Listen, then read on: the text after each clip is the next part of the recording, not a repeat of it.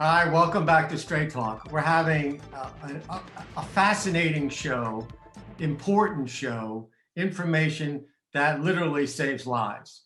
And we're talking about organ transplants, organ donations, and how important it is that we all need to pay attention, but more than just when we get our driver's license, we're finding out. So joining me now is just an amazing story. Katja Fort Rhoden is a double lung transplant recipient. Katja, welcome to the show. Thank you. It's such a pleasure and honor to be here. Thank you for highlighting this very important medical process that benefits society. We're learning so much, and the hard work that everyone does to keep saving lives, and it's so important, and it's real life. It's not a TV show. No, not at all. It's for real, and it's Very fascinating, and the work that people do is amazing. Tell everybody about your story. Okay, so I was born with abnormal lungs, and for majority of my life, it really perplexed my doctors. And so to save you all the details, it progressed into a disease called bronchiectasis. Bronchiectasis is very familiar to people in the cystic fibrosis world. Many people with cystic fibrosis end up with bronchiectasis. And so my disease progressed into the need of lung failure, need of a double lung transplant. And in 2018, I went to a hospital here in the metropolitan DC area and received a double lung transplant. And so I'm 46, so I'd be 43 years old. I spent a majority of my life with lung disease. An interesting tidbit is I was born in the 70s. And so when I was born, organ donation, lung transplants were not an option. And my parents were told I might not live to adulthood. And I knew my entire life that I would need a lung transplant to save my life. And if that's not enough, the year I got transplanted, my son started developing symptoms of respiratory issues. And come to find out, we have a genetic disorder that has never been seen or medically documented before. I'm case number 1 and my son's case number 2.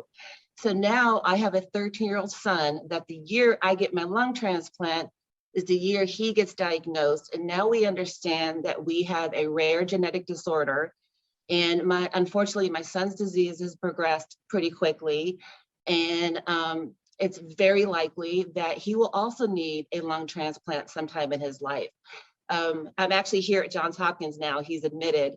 And the disease is so unique and rare that his doctor, Dr. Sadramelli at Johns Hopkins, has actually started a rare lung disease clinic sparked by her interaction with my son.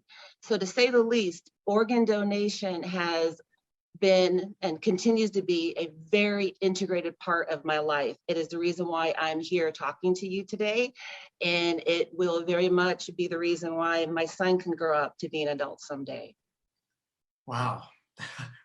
That's so many things to ask you. I don't know where to start. When you hit us with your son, I immediately said 13. Is he old enough to get a transplant? So I'm really glad you asked that question. He is, because of his specific nature of being a teenager, he's quite tall. He's about 5'7", and he probably looks like a small adult from a physical standpoint. However, I don't want to do an exact quote. I believe there's only about 5 to 7 pediatric transplant centers in the United States. So because of my experience of receiving a lung transplant at Inova Fairfax, they are welcoming him into their clinic because from a physical standpoint, he meets guidelines that would be an adult, and they would work very closely with his pediatric doctors here at Johns Hopkins. So we're definitely a one-off, a very unique situation.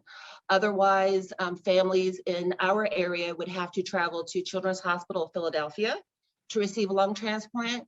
And I think maybe the other pediatric center, I believe, might be in Colorado. So pediatric transplantation, as transplantation itself is very rare, becomes even more specialized and unique. Wow. It's incredible. It is incredible. It really, I mean, it's so incredible. It's really, It really is. I'm just fascinated by this whole thing. I mean, the way you felt going in at your age, you're old enough to obviously understand. And then when you came out with like 2 new lungs, I mean, how did that feel? So it's like right now. So when you first wake up from surgery, it's like a Mack truck hit you. And it's not as if you take your first breath. There's a lot that goes into recovery. But I think one of the things that is lost, and when we talk about organ transplantation, and there's also tissue and eye, but specifically in solid organs and specifically like heart and lung, you get a transplant because you're going to die. Yeah. So when I was waiting for a transplant, when I went into surgery, I knew specifically I had less than a year to 2 years to live. So specifically, it is life-saving. You are going to die unless you receive a transplant. And it's only because of the kindness and the last act of goodwill from a stranger that I am here today.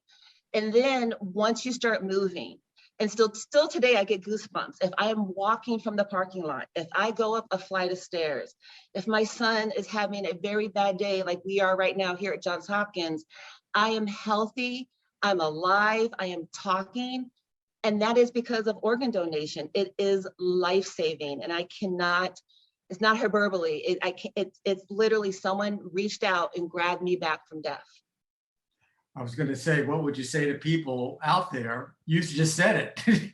I mean, you said everything you needed. And I think we're trying to make people aware, but you're right in the middle of it again with your son. Yes, and which is really hard to be healthy and watching him decline. You know, I tell people transplant to me is more about life than it is death. And it's really a pact that we are making with each other that says, hey, I got your back and you got mine.